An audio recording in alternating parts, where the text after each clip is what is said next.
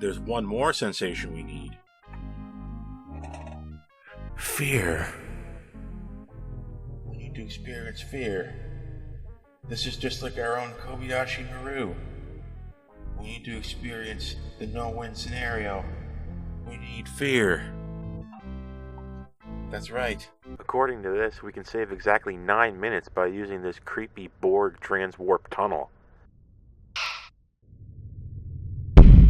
What was that? It's probably nothing. Welcome back to episodes 7 and 8 of Star Trek Prodigy Season 2. Two rather boring, moribund, paint-by-numbers episodes with some good ideas, but poor execution. I would say, for the first time watching Star Trek Prodigy, that these episodes felt their length in a bad way. These episodes had ideas and plot points that could have worked a lot better as hour-long episodes, but these are short little half-hour episodes, and these don't play out like parts 1 and 2 of a larger story. These are two individual stories with some commonalities, but they need to be an hour-long each. As it stands right now, they feel undercooked.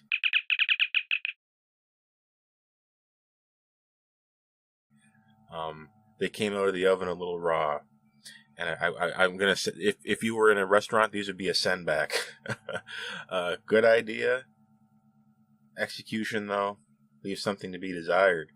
This is The Fast and the Curious, not The Fast and the Furious. I think there was a movie called that. Fast and something or other. I don't know, it rhymes with curious.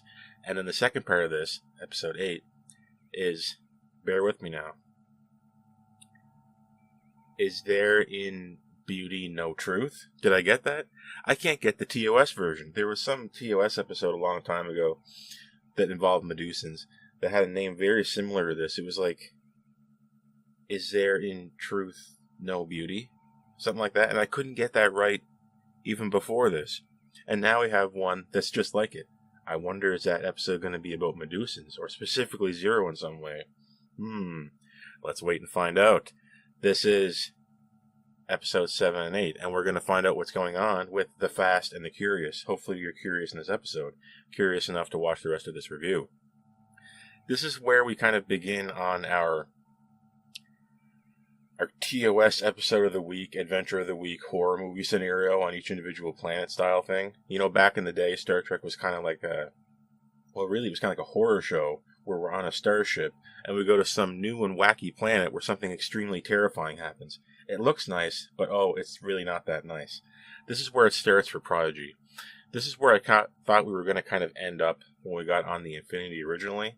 Instead, we had in the Infinity for a brief jaunt, a sojourn, went back to the Voyager. Now we're back on the Infinity for our zany, cockamamie, whimsical adventures with crew, being Dal, Captain, and Gwyn, Zero, Rok-Tahk. We're not missing anybody this time, like we were last time. Maj'el is basically absent from these episodes, except for a few brief moments. This episode starts with a captain's log. Wait, do we have a captain? It's Captain Dal. Captain Dal is humbled by his crew as they say, "You're not a captain. Why not try a personal log?" We're Starfleet hopefuls, Rok-Tahk is quick to point out. But I like Captain Dal, except for when he's not acting like captain and he's being a delinquent. We got delinquent Dal and Captain Dal. And one thing I will say for this episode, that being The Fast and the Curious, we see delinquent Dal pretending to be captain, to turning into Captain Dal and being more humble about it. You know, a little microcosm of Dal's entire journey. Like I said before, I want a better Dal. I'm getting tired of delinquent Dal. And in this episode, we see a bit of a transformation, but what happens in the miniature must then happen in the whole. And if we don't get that, I'm going to be disappointed. And, you know, all other things being equal, if we did not have this episode, I will be more disappointed with Dal than I am otherwise now, having seen this episode. Because Dal gets better as this episode goes on. Listen, it's going to be like 61 days or something to get to the area where we need to be to save Chakotay, according to that map thing that Gwyn had from that little timey-wimey adventure. That's too long. We can't spend that long in the Infinity. The Infinity is small. And most importantly, I think Jankom just clogged up the toilet. Uh, so what are we going to do? Well, according to this screen here, there's a trans-warp conduit. No, bad idea. Bad news bears. Nothing good ever happened in a trans-warp conduit, especially one designed by the Borg. How about no? But Dal, you'd think these kids, and this will come up again later, kids, quote unquote, from Tars Lamora, if they were going to be good at anything, they'd be good at sussing out danger and deception.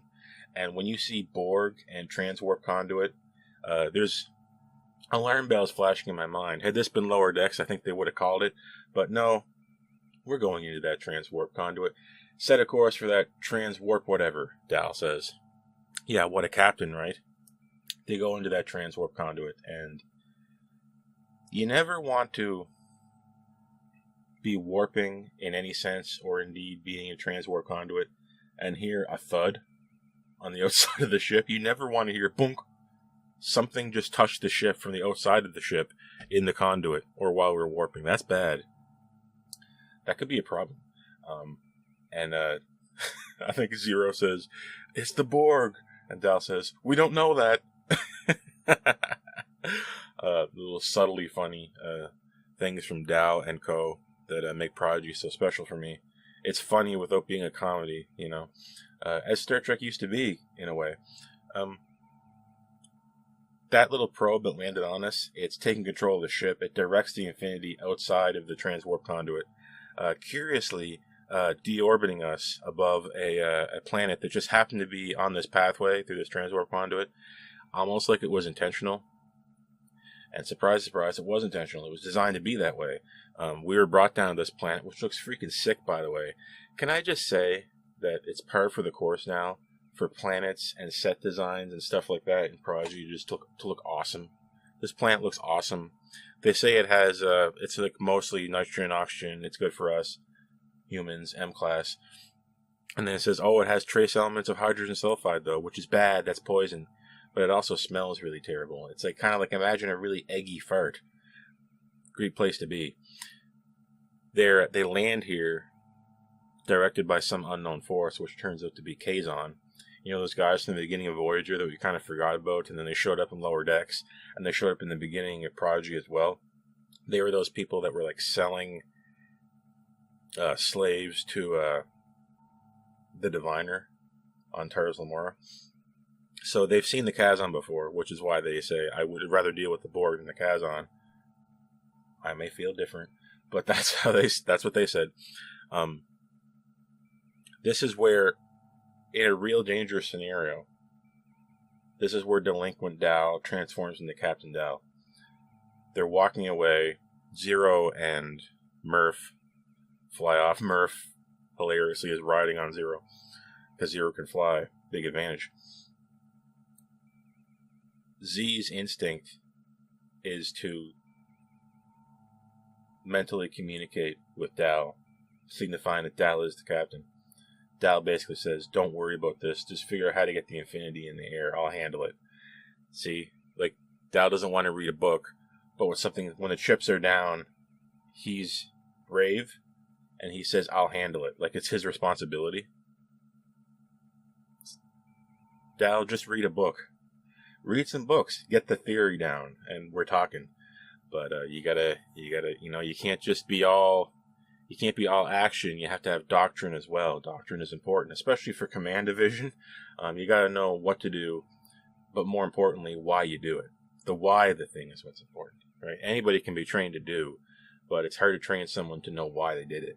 And that's what makes good captains. Coming from an engineer, that's just how I feel about it. Don't let me be in control of anything. That's not a good idea. I can fix the thing. I can make you do what you want it to do. But that's about it. The why of the thing, I don't know.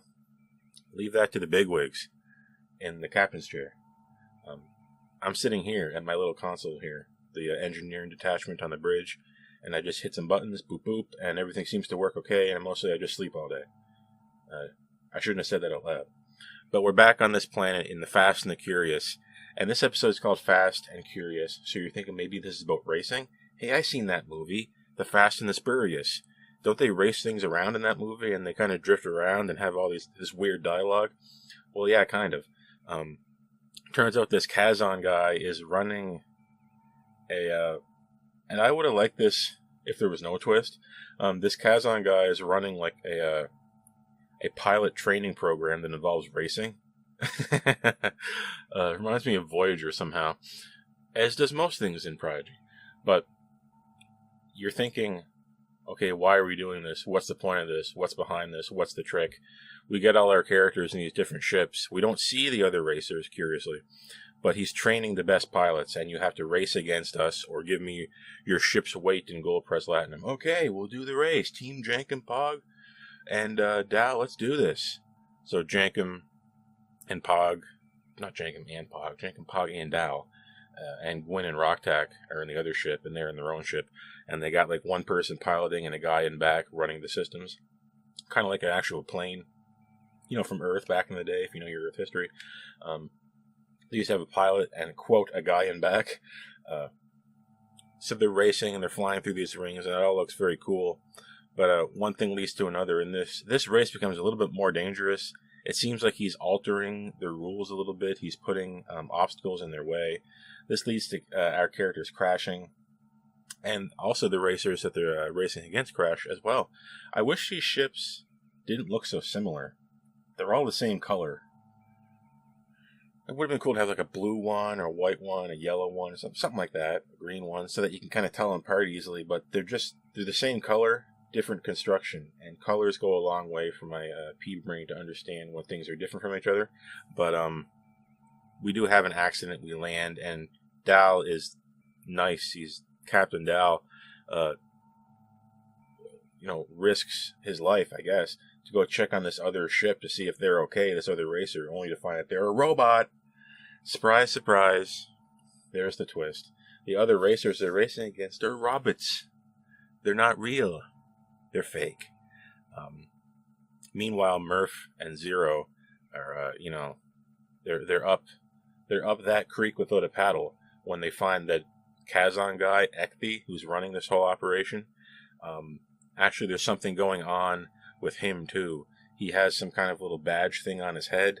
It seems like he's taking orders from the wall. Reminds me a lot of Trelane and TOS, looking at that mirror. What's so important about that mirror?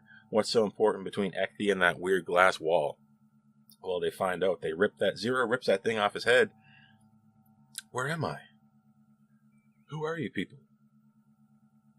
There you have it. We break down this wall, go back there, and what do you think is back there? Turn on your Trek brain. Okay. What's behind this wall that's controlling these people? Could it be a sofa? Could it be a pig? Nope, it's a computer. Surprise. And it's even got that same shape too, like that kind of like pillar shape that you seen. What was it, Landrew, way back in the day? That same shape. I think that's what it was. And it's a Star Trek evil computer. Why is it doing this? It was designed to help pilots train to create the best pilots so that Kazon can get their Oglamar name or whatever it was. Yada, yada, yada. You've heard it before. God, I just had an audible cringe when I saw this. I remember saying, as soon as I watched this, I would have rathered if it was just the Kazon guy. He was just crazy. It's more fun for this Kazon guy to be running races because he likes it. That would have been way cooler. Or if they were on a television program, say, and, you could take bets on different racers, and you could bet Latinum, and you could see people betting and what they were, who people thought would win, and no one was betting on Dal, and then he won, and, something. But instead, it's a computer. Big whoop. So all our characters end up back behind this wall, and it's just like that movie with that, I keep referencing movies and TV shows here, but this is like that movie where they find that wizard guy. What was the one? And there's like that curtain, and the wizard's not really all that, and he's not as powerful as I thought he was, except this time it's a computer, and the computer is hella powerful, and the computer, it looks kind of Borgy, but the computer says that it controls the transwarp conduit to find new pilots to train to fulfill its purpose to create pilots. A computer program, wildly out of control, fulfilling its purpose, in spite of everything else. Never seen that before. But this computer, takes control of Murf. Murf turns into a horrific four-armed variant. It's trying to get control of Zero. You know, tentacles like that, Borg tentacles. Did you adapt Borg technology that you got from that transport conduit? I'm looking at you, computer. I think that you did, and I don't even think you have a name. I'm just calling it computer. But before this can happen, and by the way, the voice of this computer sounds a lot like Janeway. Is this voiced by Kate Mulgrew? I don't think it is, but it sounds... Why does it sound so much like Janeway? Did you watch this? Did you notice this? That's beside the point. Zero sacrifices itself to save them from this robotic menace by launching its pod body with like a little thruster pack into the computer, blowing it up. Very dangerous. It would be bad if Zero broke their suit and that glass panel came apart and we all saw Zero's Medusan body and we all went stir crazy. That would suck, but that's not what happened. Zero's body survives this explosion. Zero sacrificing themselves to save our crew, yada yada yada. Very noble, very brave, just like Dal. But now Zero is reduced to just the sphere. We load up the sphere version of Zero back into the Infinity, and we fly off, having, I don't know, lost the day, because we didn't take the Kazon guy with us. We didn't rescue him. It was him and a bunch of robots on this deserted planet that looked a little bit hostile, that you had to go through a transwarp conduit to get to. My guy, you want to come with us? We didn't save him. Did you notice this? We didn't save the Kazon guy. Do you want to go home? We just left him. But whatever, we lost the day. We competed in a race, and we ended up with a broken Zero. So it's like it's a bit of a downer episode, masquerading as an exciting, fun one. But I caught it. This episode is one of the ones where our characters look out the window, pondering the infinite darkness of space, while realizing they didn't really win, they just lost. It's one of those endings. You know, Picard looking out the window. It's one of them, but you don't really get to see that. Zero's all smashed, and we're basically no closer, I guess, to finding Chakotay. There you go, guys. That's The Fast and the Curious. What a wonderful episode. Again, wait for the numerical reviews at the end of this whole adventure with Prodigy Season 2. Don't worry, you're not getting off the hook, the really bad ones. And on the same token, the really good ones are going to get their just desserts. Let's see what's going on in Is There in Beauty No Truth? This is episode 8 of Star Trek Prodigy Season 2. And for me, this one's working a little bit better than the previous one. But it starts with Zero curiously getting a mental message from other non-corporeal beings. Kind of like Data getting a message from Sung in that one episode of Star Trek Next Generation. Except Zero doesn't commandeer the ship. Zero asks kindly, "Can we please, pretty please, go to this planet of non-corporeal beings and possibly have something extremely dangerous happen?" Okay. Here comes the next detour. We're supposed to be going here. We're supposed to be going to find Chakotay. But let's just take another detour. Whatever, it can wait. Let's take time to, smell the flowers. That'll be funny if you've seen this episode, but if you haven't, that won't mean anything. We go to this non-corporeal being planet. It's like a planet, a collective of all these different kind of non-corporeal beings. And they named off a few that I've seen in Star Trek before, but in particular, we were talking about Medusans here. Zero is a Medusan. Zero, being a Medusan, doesn't have a corporeal body. But wouldn't it be cool if Zero could sense things? Remember the past episode, I think, where our hologram doubles back on the Voyager were eating food, and the one, Zero's mind, occupying Dal's fake hologram body, the mind and the body, neither of them being real, was eating that Ferengi bog crab and loved it. Oh man, it's like I've never eaten anything before. Curious that they would bring that up, given that this episode ties into that very nicely, because Zero is getting some senses. Zero is coming to Zero's senses, as it were. Sounds like a bunch of nobodies to me. Jankom says. Get it? Because they have no bodies. Ha ha ha, very funny. Murf does one of these things, facepalm. But they do go down to this planet. They do take their detour. And it's, again, a very beautiful planet. And they meet these curious beings that they all look kind of uncanny. They're a little bit creepy, but I kind of came around to it. And I kind of liked looking at them after a while. And I found myself wishing that we had something just a little bit, kind of like that in Discovery Season 5. Like I said back in not to bring up Discovery Season 5 too much, but in my review for that, I expressed a little bit of disappointment in how the Breen looked in general, not in their, spoilers, gelatinous form, but in their regular, like, hard form.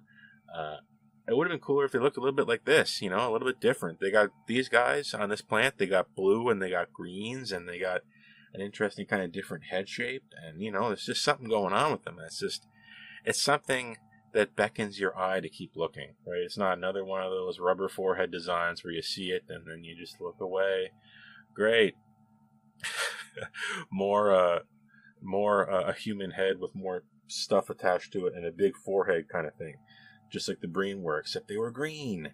But these aren't them. These are the people of Ovidia 4, the non-corporeal beings turned corporeal, curiously somehow by the rings of this planet leak complex hydrocarbon chains into the atmosphere that they condense and turn into physical bodies that non-corporeal beings can occupy.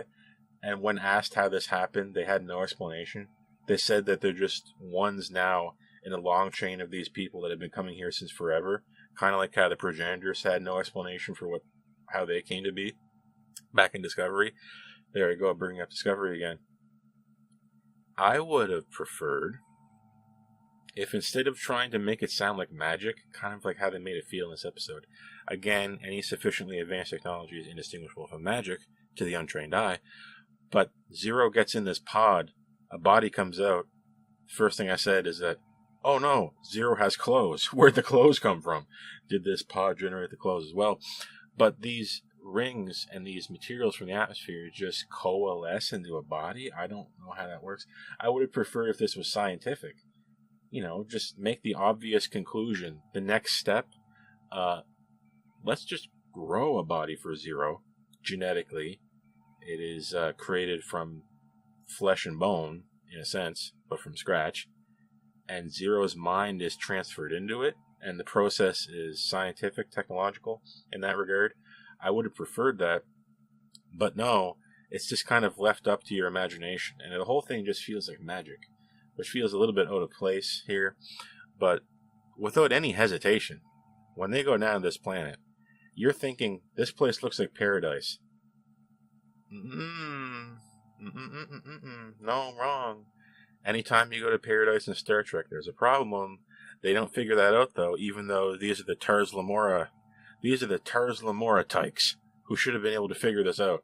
You've been around bad people before. If something looks too good to be true, it's probably not true, right? Whatever. Zero, who should have been the wisest of the group, was okay and didn't question any of this, that we're just going into this pod. Whatever, I'm altering my body. I'm just going into this body that's corporeal for the first time, and let's just hope nothing goes wrong. That's what happens. And I'm just thinking, like, okay, wait now. Come on now. You guys should have looked at this. Dal, look at this. There's something going on. And it turns out this character, Ion, wasn't really telling the whole truth. It was a lie by omission. You see, it turns out that when you transfer into your corporeal body from being a non-corporeal being before, you actually can't leave the planet. If you leave the planet, your body deteriorates.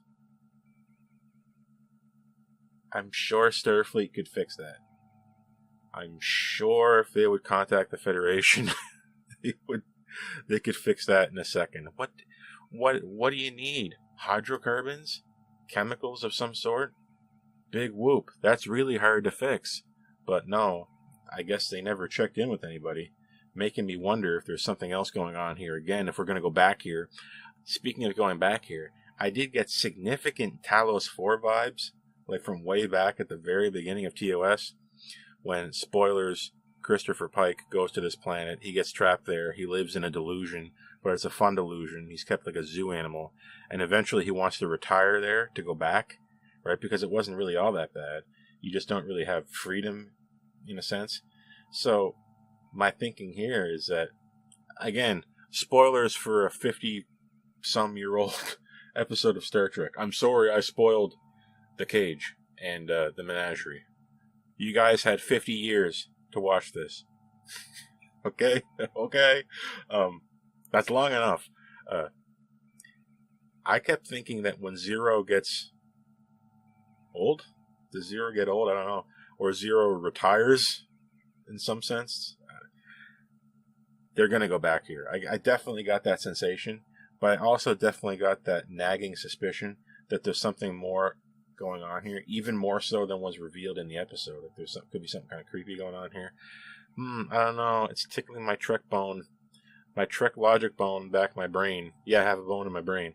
Is saying, there could be something going on here. There could be something going on. It's just like in that last episode, The Fast and the Curious. You should learn to question things, guys. It's a good idea. There could be something dangerous. Sometimes when things look too good to be true, they're not true. A lesson for you kids out there. And let's hope, ostensibly, this show is for kids, that we're teaching kids good lessons. Maybe it's not a good idea to trust weird-looking utopia place. I don't know. But that's just me. We do transfer Zero into this new body, and it looks like all the other people. It's weird that if you're transferring into a brand new body, you can't, a screen can't come up and you can't select things. You just end up looking like whatever they got. Like, I suppose the excitement of feeling for the first time will override any kind of, misgivings you would have about the design of the body. But, that's just me speaking. Personally, if I came out of that thing, I would want to have hair on the top of my head. Can I get some hair? I'm not going into that unless I got hair. If I got hair on the top of my head, I'm going into that, and you guys can do whatever you want. As long as I come out of it with hair on top, I'm good. And no, I don't want to wear a wig. I want the real deal, baby. Cash money, honey. Get me out of that pod and have me be hairy. And not just on the bottom of my head. But Zero comes out bald. Sing. But otherwise, looking pretty neat. Like I said before, the designs are uncanny, a little bit strange, but you get used to them. And Ion says, it's time for the Feast of the Senses, where we're just eating a bunch of stuff. We're eating, we're drinking, we're smelling. Jankom has a very pungent smell. You see, what we're establishing here is that even bad things are good when you've never sensed anything before. Tap's Temple. Think about it. We've gone through taste, okay, smell, sight, sound. Okay, what's left? What's left here? There's one more sensation we need. Fear. We need to experience fear. This is just like our own Kobayashi Maru. We need to experience the no-win scenario. We need fear. That's right. We're doing the running of the Nazamon later. Would you join us, Zero? Zero does join in the running of the Nazamon, and this is just like Whistle Speak. Remember that episode I didn't really love from Discovery Season 5? Where everything's fine and dandy, except for when we go on this weird ritual and almost die. Except this one is a little bit more necessary and a little bit more thematically important here. You see, to have a physical body means that it can die, right? It's because it can die that it ever really had value to you to begin with. If your physical body can be damaged, can be hurt, is a fleeting thing, a thing that can leave you, you learn to appreciate it a lot more. So it makes sense that a non-corporeal being, like a Medusan, like Zero, would need to feel the death of the physical to get the full range, the full spectrum of corporeal senses. This actually does make sense. Although Ion, our character from this planet Ovidia 4, curiously omitted that detail, as well as the detail that you couldn't leave this planet. So, part of me is thinking we didn't get the full truth at the beginning, but then again, they do say that you had to have experienced something to know what you can lose. it's actually impossible to explain to a corporeal being what it's like to have senses. Therefore, it's impossible to tell them, to give them the full details to actually make a choice to leave or not. So the more I watched this, the more I was okay with Ion doing this, even though it's a lie by omission. You cannot explain to a non-corporeal being what they're missing by not being on a video 4 without tricking them. Although it is a little bit curious that we're tricking them into the running of the Nazimon, and we did stop to smell the flowers, as it were, as does the Nazimon. The Nazimon is... This could have been a gigantic, terrifying creature, a snarling beast, but it's kind of a majestic, beautiful, kind of like iridescent skinned manta ray. It's regal in its own way, the way it flies through the sky, and it, like everything on this planet and the people on it, it really attracts the eye, and it begs you to keep considering. And this gigantic animal comes down to eat these flowers. That's why we wear these wreaths of these flowers. It reminds me kind of like a whale being a filter feeder eating millions of plankton, except this gigantic Nazimon is I assume, eating millions of these little flowers. Don't ask me how that works. I don't know how it gets the right amount of nutrients from that. Maybe it sucks in the hydrocarbons from the atmosphere as well, as the people do of this world. But we need to run from this Nazimon. We need to survive. If we survive, we live, and we experience fear, and we beat our Kobayashi Maru, even though it's no win. The win here is winning this race, much like in Whistlespeak, except in Whistlespeak you die. Spoilers for a few-month-old episode of Star Trek Discovery. Spoilers for episode from 50-some years ago, and spoilers from an episode from a few months ago. So we're running the whole gamut here. Zero is running away from this Nazimon, but Dal and Gwyn figure out the truth before Zero does. Dal and Gwyn risk their lives. They risk their corporeal beings to tell Zero that you could lose your corporeal being now to this Nazimon, and it's dangerous. We're trading here. We're trading fear, our fear for your fear. We want you to know the truth. Everything is thematically in play here. Everything is moving in the same direction thematically with this episode, much better than it was in the previous episode. But as they're discussing this with Zero, I don't know if I was supposed to laugh out loud at this, but I laughed as soon as it happened. Dal was talking to Zero, and then the Nazimon just runs up right behind Dal and swallows up Dal. Followed shortly afterwards by Zero. Zero climbs in as well. And the Nazimon flies into the sky, and they're in its gaping maw, and they're looking out at the landscape below. And they experience a moment of sublime serenity and beauty in the jaws, literally, of death. We're taking the far-flung edge of fear and this far-flung edge of beauty, and we're mating them together. And there was, on repeat viewings, there was just something here about how these seemingly opposite senses can be unified, and Zero can enjoy the fear. Zero was laughing the whole way, and when they landed, Zero was just in exultation. I couldn't believe we survived this, right? Zero is alive, corporeal, has fear, has the full range of senses now. And yes, the fear was necessary, although, like I said, omitted originally when, the bill of goods was sold to Zero originally when we came to this planet. But hopefully you can understand why now that I've explained it. Zero learns that they cannot leave this planet without deteriorating their body, but the deterioration of the body is going to be its own adventure in itself, right? Being Zero, non-corporeal, is an adventure. Being corporeal on this planet is an adventure. Being deteriorating corporeal Zero away from this planet could even be a greater adventure. I mean, after all, whose body is not deteriorating? Mine is. I'm sure yours is. I mean, I can't say for sure, but probably. So, we do get away on the Infinity, having solved our arc for these last 2 episodes of breaking Zero and then fixing Zero. So these are like Zero episodes. We had 2 Murf episodes, 2 Zero episodes, broadly speaking. That goes basically our main plot for these episodes, but these episodes also had B plots that I left out because really nothing happens.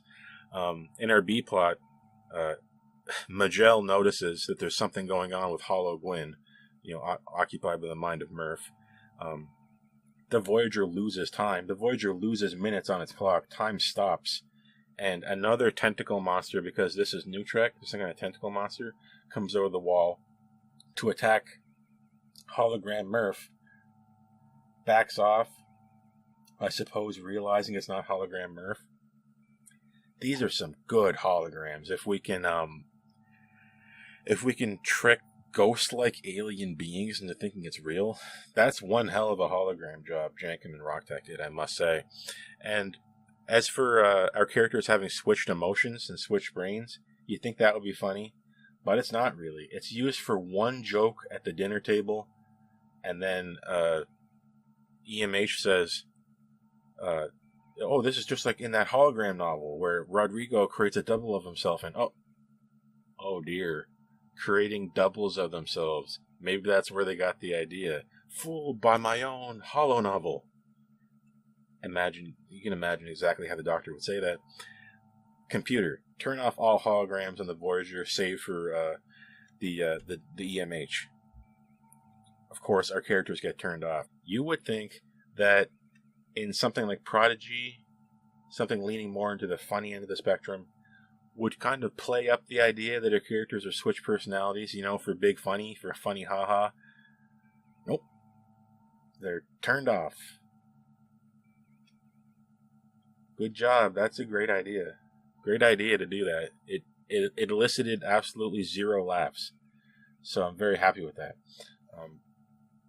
And eventually, Janeway does get a hold of hologram Gwyn. Turn on hologram Gwyn, bring her into this bay. We're going to scan its quote-unquote brain, figure out what's going on here. They turn on hologram Gwyn, only to learn that Gwyn is having some strange vision of some terrifying entity from beyond the void. We have a mysterious benefactor. Now we have a mysterious malefactor? I don't know. We have a mysterious antagonist that I think Gwyn is in contact with. And I don't know if this is real, if this is a memory from real Gwyn, or something that happened to fake Gwyn when that alien showed up. I can't really tell. It's all a bunch of timey-wimey nonsense. All I know is that Gwyn has led us, number one, our crew, on a journey to find Chakotay, and is now possibly leading Janeway and her crew on an adventure or misadventure with some mysterious alien antagonist. And I'm never a big fan of these big universe-ending antagonist plot lines. I'm tired of it. But I think we're going to get one again, and color me, not enthused. That was The Fast and the Curious, and Is There in Beauty No Truth? So all in all, what we have here, as I said at the beginning of this review, what we have is 2 episodes that could have stood to be longer, interesting ideas, not great execution, and honestly, just paint by numbers. Predictable. I knew what was going to happen in these episodes right when they first turned on. No surprises here. If you've never seen Star Trek before, this might be quite enthralling, but for me, there's not really a lot here. I knew what was going to happen all the way through. The only interesting thing we're getting is this idea of the planet of the non-corporeals becoming corporeal and experiencing fear to feel alive. That is where we began to scrape the surface of Star Trek there, and then it just kind of ended.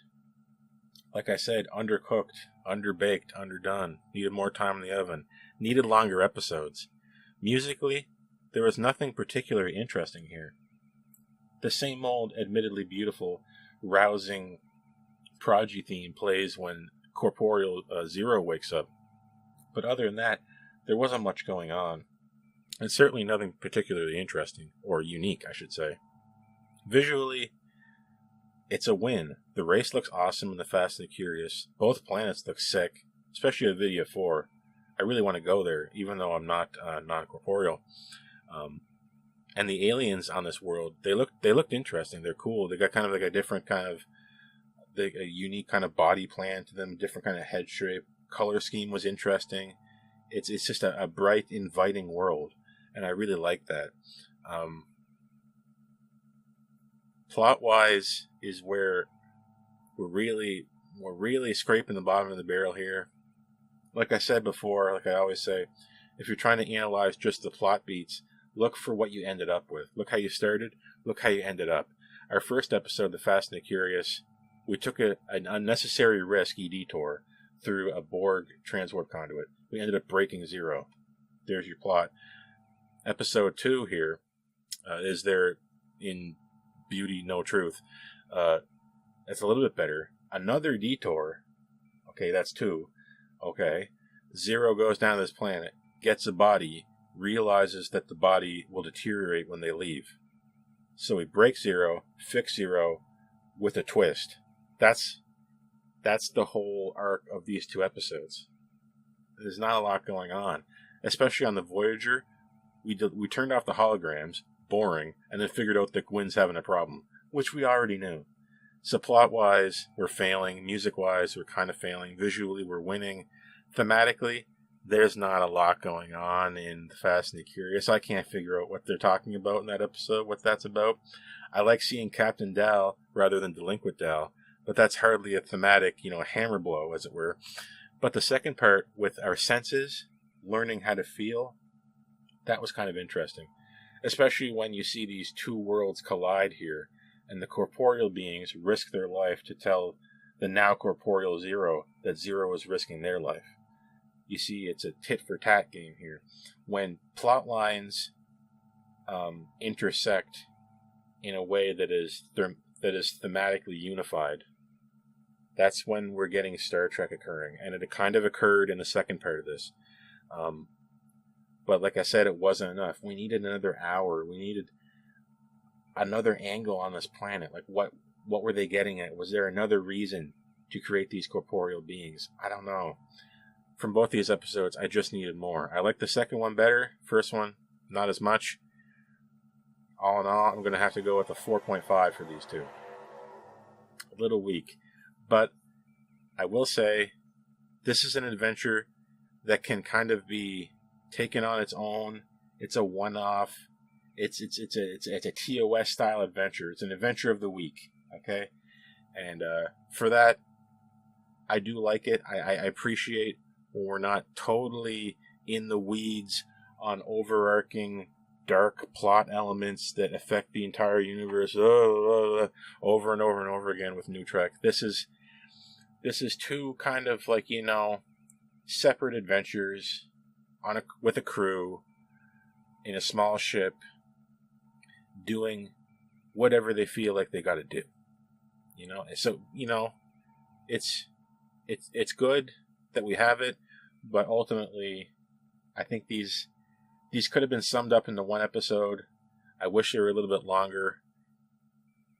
Maybe a rewrite. I don't know. I can't figure this stuff out. I'm not a behind-the-scenes guy. I don't know. I just watch the stuff. And for that, I had to give the score I gave it. I'm Lieutenant Mark, and I'm going to see you next week. So long.